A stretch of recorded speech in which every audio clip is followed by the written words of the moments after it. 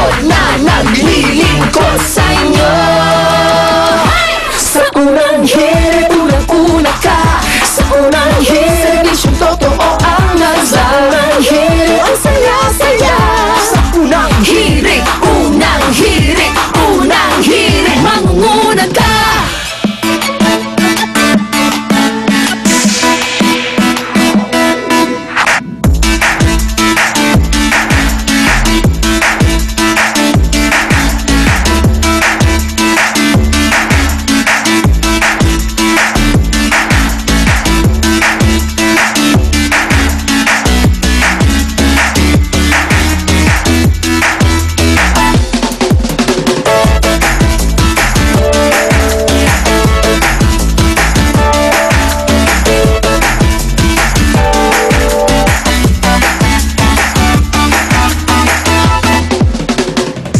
Good morning mga igan, adyos na po ng buwan ng Mayo, Martes na. Dapat sana summer morning ang bati natin, pero patuloy pong inuulan tayo dahil sa bagyong Bebeng, isa pong summer storm.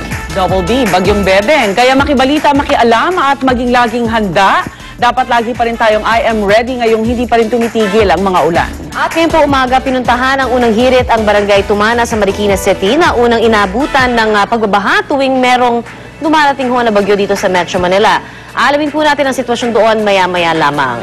At kung inip na ang mga nakabakasyon, inyong mga anak at stuck lang sila sa bahay ngayon dahil sa rainy weather, meron kaming ihirit na masayang indoor gimmick mamaya. Yan ang gymnastics for kids para na ma-develop ang kanilang mga katawan. And later, meron tayong mga kiddie gymnast na magpapasikat at magpapakitang gilas para sa ating lahat. Pero bago ang lahat, bago lahat, no? Pati baterya. Okay, dapat yung malaman ng ating top hirit. Oh. Oy, Jerm.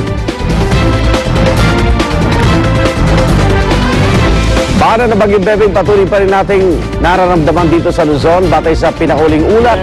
13 na po ang namamatay habang mayroon pang 2 nawawalan dahil sa bagyo.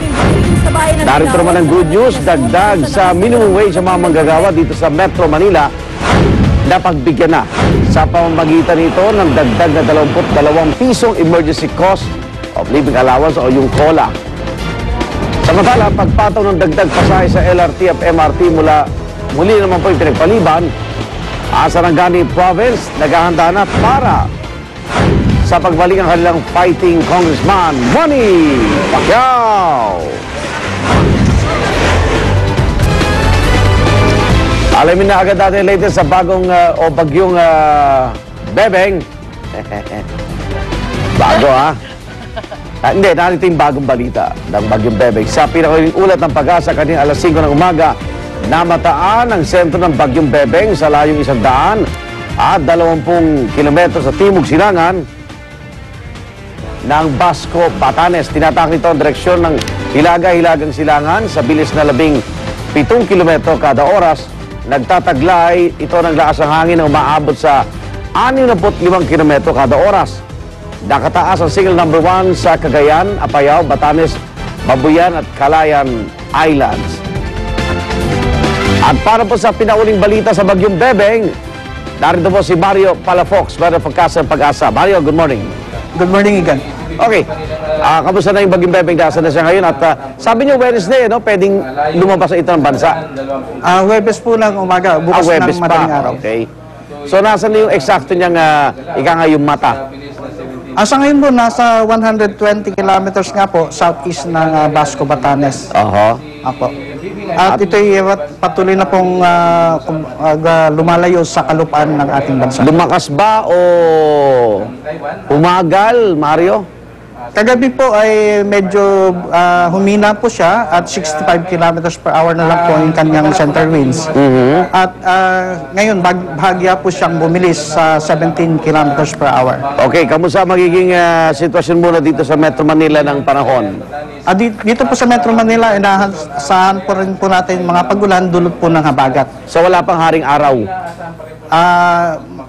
Sa ngayon po, mga bandang late afternoon po siguro makakasikat na mga araw. Okay. Meron daw kayo binabantayan na ano to, sama ng panahon pagkatapos si Bebeng, Mario?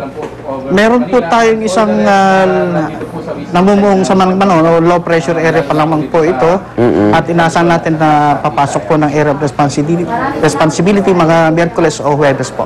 Okay, so hanggang Huwebes, medyo masama panahon natin. Gaganda po ang panahon natin pag-alis po ni Bebeng. Ni Bebeng. Okay. Mario, salamat ha. Ingat kayo dyan. Wala pang naman, magandang umaga. Mario Palafox po, Weather Forecaster ng Pag-asa. Samantala, umabot na po sa 13 ang naiulat na namamatay sa pananalasa ng Bagyong Bebeng. Ayon po yan sa tala ng National Disaster Risk Reduction and Management Council. 9 ang naitalang patay sa Bicol Region, 2 sa Leyte at Samar, 1 sa Bulacan at 1 sa Las Piñas City. 2 naman ang naiulat na nawawala at 1 po ang sugatan. Umabot na sa mahigit 20,000 pamilya o mahigit 100,000 tao ang apektado sa bagyo. Naging mataas naman ang pagbaha sa ilang bayan sa Bicol Region, partikular sa Milaor, Camarines Sur. Sa bayan naman ng Balatan, may ilang batong humarang sa spillway, kaya naman tulong-tulong ang mga residente sa pagtanggal nito. Sa Sorsogon naman, humampas ang malalakas na alon sa mga bahay sa tabing dagat sa kasagsagan ng bagyo at nagkaroon din po ng mga pagbaha. Sa bayan naman ng Polangi at Ligaw sa Albay, daan-daang residente ang nagsilikas at nasa evacuation centers pa hanggang ngayon. Samantala, sa Aurora Province naman, ilang puno ang natumba at may landslides din, kaya naging putikan ang mga kalsada. Pinaka-critical doon ang bayan ng Dinalungan. Pero sa kabila nito, ayon sa provincial government ng Aurora, wala pa raw naiulat na nasaktan sa kanilang lugar bunsod ng bagyo. At hindi rin po nakaligtas naman ang Metro Manila sa paghagupit ng Bagyong Bebeng kahit hindi po tayo direktang tinamaan ng bagyo. Ramdam po ang malakas na hangin buong maghapon kahapon, kaya naman ang ilang higanting tarpaulin ng mga billboard pansamantala munang ibinaba. Pero ang ilan hindi na naagapan at nagdulot pa lalo ng peligro dahil sa pagpulupot sa kawad ng kuryente tuwing naghahanginan. Sa C5 Service Road nga sa Barangay Pembo sa Makati, ang MMDA na mismo ang nagtiklop ng tarpaulin ng isang billboard na napapalibutan pa naman ng mga bahay. Sa Muntinlupa City, gumuho pong isang bahagi naman ng kalsada sa NHA Housing at nauka ang ilalim ng kaling ito sa Phase 4 at sumama sa daloy ng creek sa ibaba. Ayon po sa Disaster Coordinating Council ng Muntinlupa, idedeklara na raw nilang mapanganib na lugar ang naturang area para iwasan ng mga residente. Mahigpit namang minomonitor ang Marikina River matapos umabot sa 15.2 meters above sea level ang tubig doon. Ayon sa mga otoridad, malapit na ito sa critical level na 18 meters. At isa sa kanilang nakikitang dahilan sa pagtaas ng tubig, ang pagkipot ng daluyan ng tubig dahil po sa tambak ng lupa ng isang construction site sa lugar. At sa ibabalita naman, ito ang good news para sa mga manggagawa natin. Inaprubahan na ng Wage Board ng National Capital Region ang dagdag na 22 pesos na emergency cost of living allowance o ECOLA para sa mga manggagawa. Kaya mula sa 404 pesos, aakyat na sa 426 pesos kada araw ang take-home pay ng minimum wage earners dito sa Metro Manila. 15 araw matapos itong mailathala sa dyaryo o bago pumasok ang buwan ng Hunyo. Pero dahil allowance ito at hindi ito kasama sa basic salary, hindi ito kasama sa kwentahan ng overtime, night differential at bonus.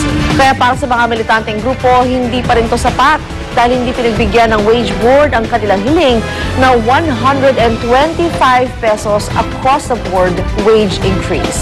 Dismayado rin po ang TUCP sa desisyong ito kahit na kasi ang mas mababa nilang petisyon na 75 pesos, hindi rin pinagbigyan. Ayon sa tagapagsalita ng TUCP, mukhang mas iniisip pa ng ilan ang magiging benepisyo sa ekonomiya kaysa sa mas maraming manggagawang mahihirap. Ayon naman sa grupong Anak Pawis, pinatunayan lamang dito na walang patutunguhan kung ibinadaan sa Wage Board ang usapin ng aumento sa sahod. Ang mga grupo ng employer naman nagbabala na posibleng maraming negosyo ang maaapektuhan sa pag-aproba ng dagdag na ECOLA. Ayon po sa DOLE, pwede naman daw mag-apply ng exemption ang mga negosyo basta pasok sa itinakdang mga requirements.